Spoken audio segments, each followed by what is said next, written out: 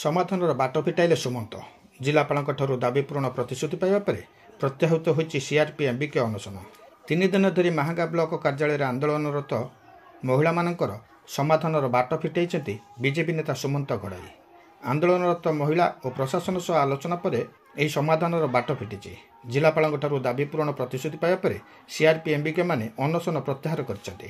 3 ବର୍ଷ ଧରି Mahanga block mission ଶକ୍ତି ବିଭାଗରେ କାର୍ଯ୍ୟରତ 14ଟି ପଞ୍ଚାୟତର 162 ଜଣ ସିଆର୍ପି ଓ ଏମ୍ବିକେଙ୍କୁ ବିଭାଗ ପକ୍ଷରୁ ପ୍ରାପ୍ୟ ପ୍ରଦାନ କରାଯାଉନଥିବାରୁ ମାହାଙ୍ଗା ବ୍ଲକ ସମ୍ମୁଖରେ ଅନଶନ କରିଥିଲେ।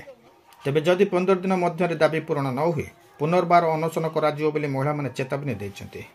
ଆଜି ଆମ ତହସିଲଦାର ସାର୍ ଆଉ ବିଡ଼ିଓ ସାର୍ଙ୍କ ସହିତ ଆମେ କଲେକ୍ଟରଙ୍କୁ ଦେଖା କରିବା ପାଇଁ ବି ଯାଇଥିଲୁ।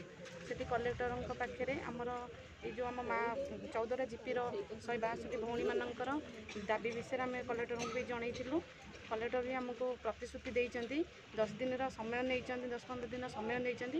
ସେ 10-15 ଦିନ ଭିତରେ ଆମକୁ ଆମର ଦାବି ପୂରଣ ଦାବି ଆମକୁ ପ୍ରାପ୍ୟ ଆମର ପ୍ରଦାନ କରିବେ ଏବଂ ଆମ ଦାବି ଆମ ପୂରଣ କରିବେ ତ କହିଛନ୍ତି ଆମକୁ। ଦାବି ପୂରଣ ନହେଲା କ'ଣ କରିବେ? ପୁନଶ୍ଚ ଆମେ ପୁନର୍ବାର ପୁଣି 10-15 ଦିନ ପରେ ଆମେ ପୁନର୍ବାର ପୁଣି ଅନଶନ ଧାରଣା